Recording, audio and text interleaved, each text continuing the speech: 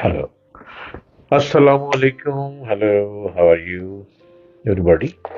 हर रोज YouTube पे मैं आ रहा हूँ और YouTube चैनल है डॉक्टर जलील असलम ऑफिशियल। आप मेरी बातें सुनते जाइए और देखते चले जाइए और इसको सब्सक्राइब भी करते रहें।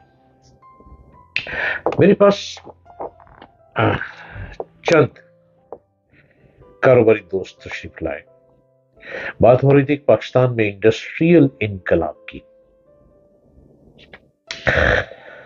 तो वो कहने लगे कि अब भी पाकिस्तान में लोगों के पास बहुत पैसा है, वो इंडस्ट्री भी लगा सकते हैं, लेकिन एक मसला है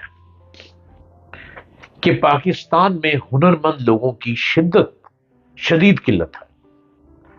सही हुनरमंद लोग नहीं मिलते, ना ही कोई हुनर सीखने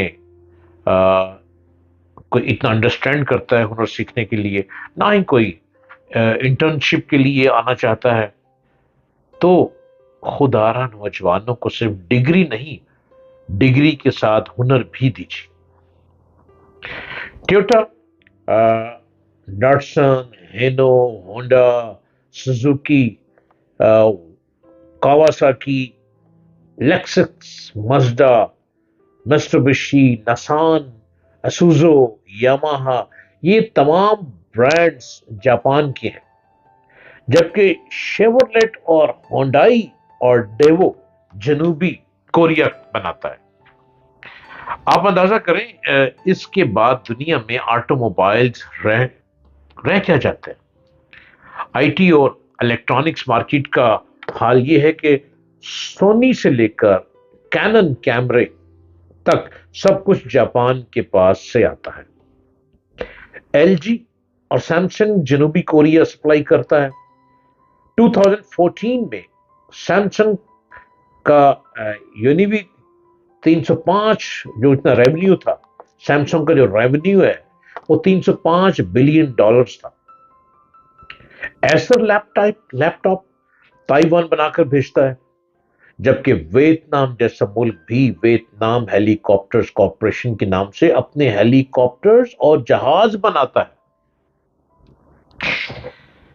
महज हवा, धूप और पानी रखने वाला सिंगापुर सारी दुनिया की आंखों को खैरा कर रहा है, और कैलिफोर्निया में तामीर होने वाला अस्पताल भी चीन से अपने आलात मंगवा रहा है।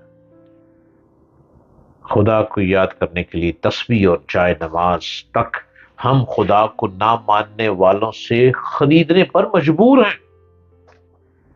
दुनिया के तालीमी निजामों में पहले नंबर पर फिनलैंड, जबकि दूसरे नंबर पर जापान और तीसरे नंबर पर जनूबी कोरिया है। उन्होंने अपनी नई नस्ल को डिग्रियों के पीछे भगाने के बजाय उन्हें टेक्निकल करना शुरू कर दिया। आपको सबसे ज्यादा एलिमेंट्री स्कूल्स इन्हीं तमाम ममालिक में नजर आएंगे। वो अपने बच्चों का वक्त क्लास रूम्स में बोर्ड्स के सामने जाया करने के बजाय हकायक की दुनिया में ले जाते हैं।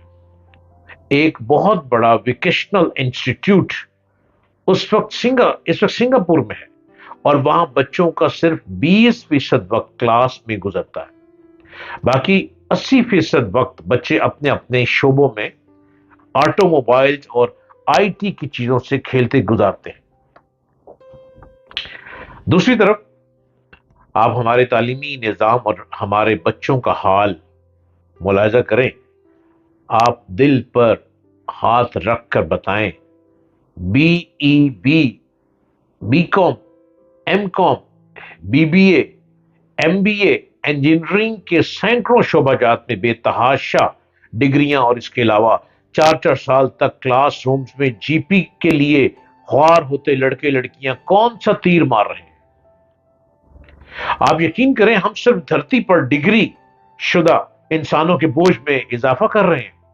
ये तमाम डिग्री शुदा नौजवान मुल्क को 1 रुपए तक की प्रोडक्ट देने के काबिल नहीं है। इनकी सारी तगोदो और डिग्री का हासिल महज एक मासूम सी नौकरी है, बस।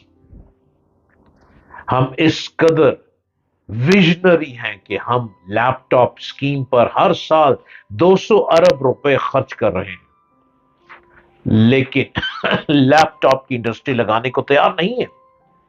آپ ہمارے ویژنری پن کا اندازہ اس بات سے لگائیں کہ پوری قوم سی پیک کے انتظار میں صرف اس لیے ہے کہ ہمیں چائنا سے گوادر تک جاتے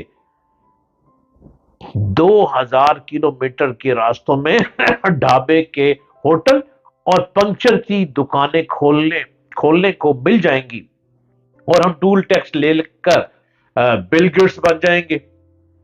اوپر سے لے کر نیچے تک کوئی بھی ٹیکنالوجی ٹرانسفر کروانے میں دلچسپی نہیں رکھتا ہے.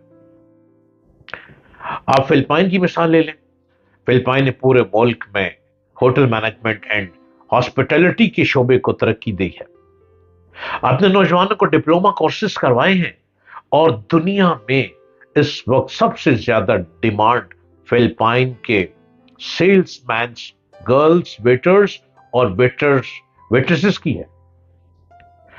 حتیٰ کہ ہمارے دشمن بھی اب تمام شعبوں میں بہت آگے جا چکے ہیں.